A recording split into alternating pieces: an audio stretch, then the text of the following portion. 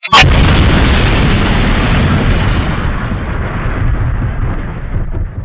God's Son and God Himself. God in human flesh. Number 1. Jesus' closest friend. John is the name of the man who was Jesus' friend. Before hearing Jesus' call to follow him, John had a successful career as a fisherman.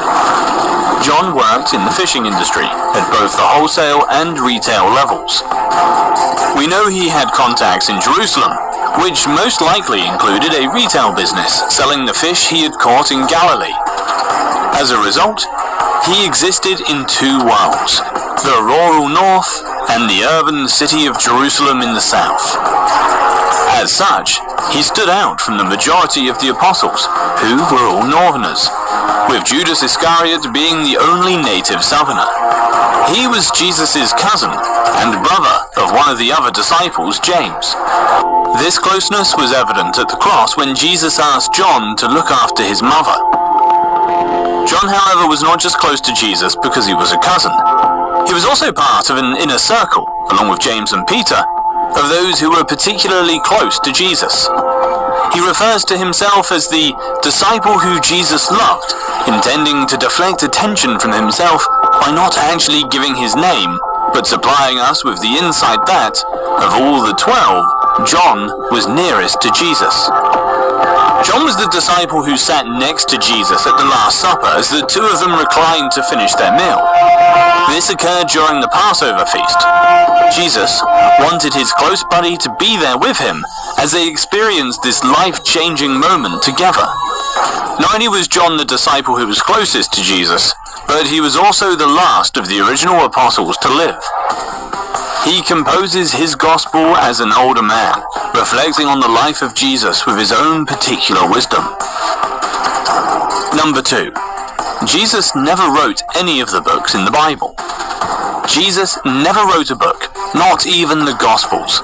Aside from his life story, more than 1/3 of the pages in the Gospels are devoted to Jesus' death. Many Old Testament prophecies are about Christ, and the book of Revelation is a revelation about Jesus Christ. It was, however, written by John of Patmos, also known as John the Revelator, John the Divine, and John the Theologian.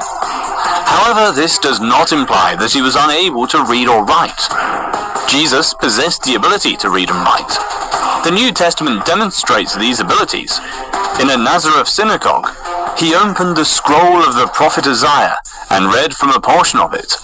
In the story of the woman caught in adultery, Jesus is seen writing on the ground. All that we can know for sure is that Jesus could have written letters or books if he so wished.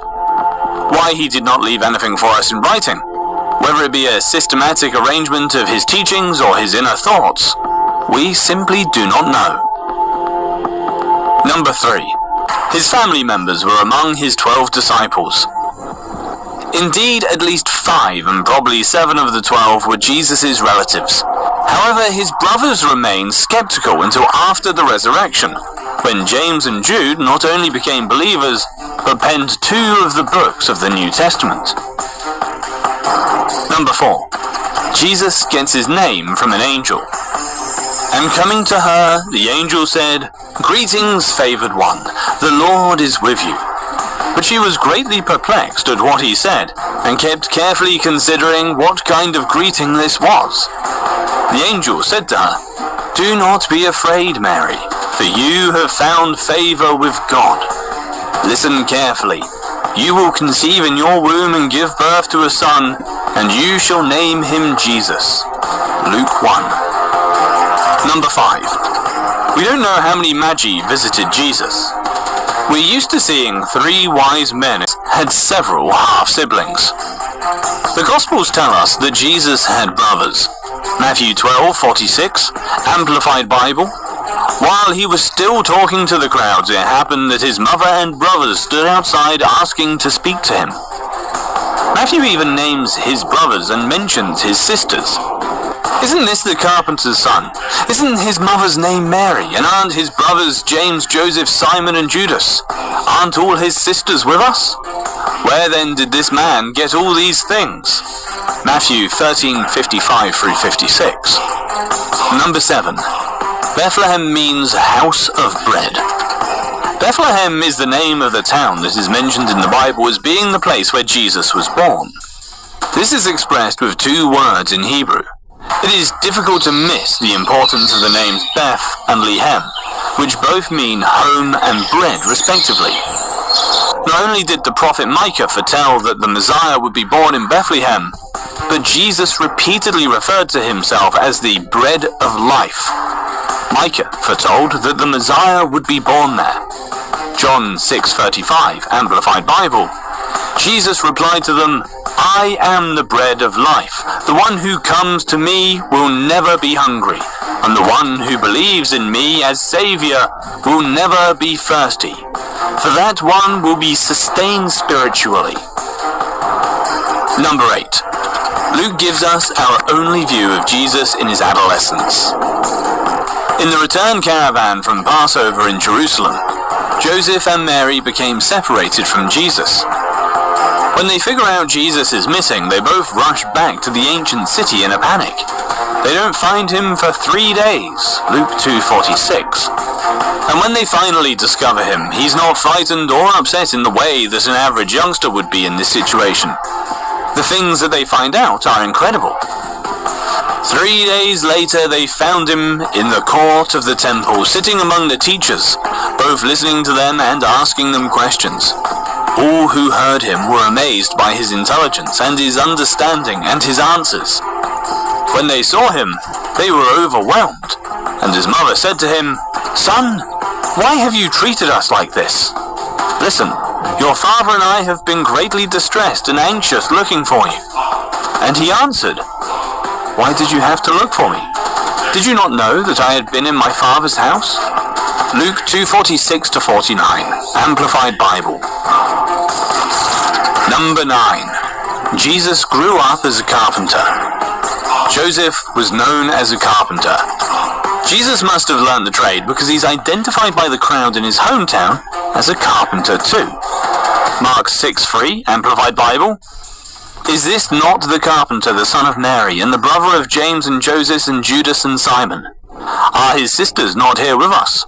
And they were deeply offended by him, and their disapproval blinded them to the fact that he was anointed by God as the Messiah. The Gospel also mentions carpentry in Matthew 13:54-55, saying, "Coming to his hometown, he began teaching the people in their synagogue, and they were amazed. 'Where did this man get his wisdom and these miraculous powers?' they asked. 'Isn't this the carpenter's son? Isn't his mother's name Mary? And aren't his brothers James, Joseph, Simon, and Judas?'" Matthew 13:54-55. The word translated as carpenter in both cases could also mean builder or laborer, so it stands to reason that carpenters were the people you call when you needed something fixed or built, similar to a modern-day handyman. Number 10. Jesus was likely very ordinary looking. We don't have a lot of information about Jesus' physical appearance, but Isaiah prophesies about it. Isaiah 53:2. "For he grew up before him as a tender plant, and as a root out of a dry ground, he hath no form nor comeliness. And when we see him, there is no beauty that we should desire him."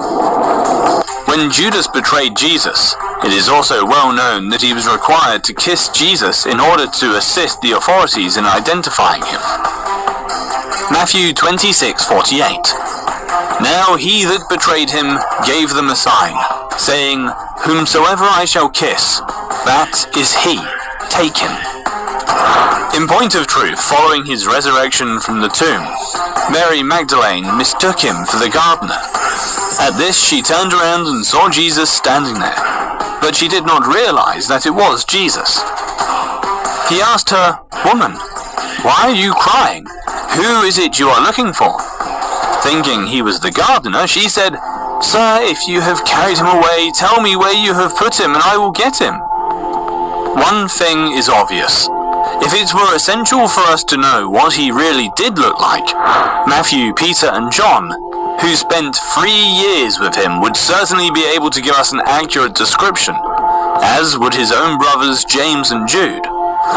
Yet these New Testament authors offer no details about his physical attributes. Number 11. Jesus' first miracle was in Cana. At the wedding feast of Cana, Jesus performed his first miracle by turning water into wine. In this fantastic event, he demonstrated his supernatural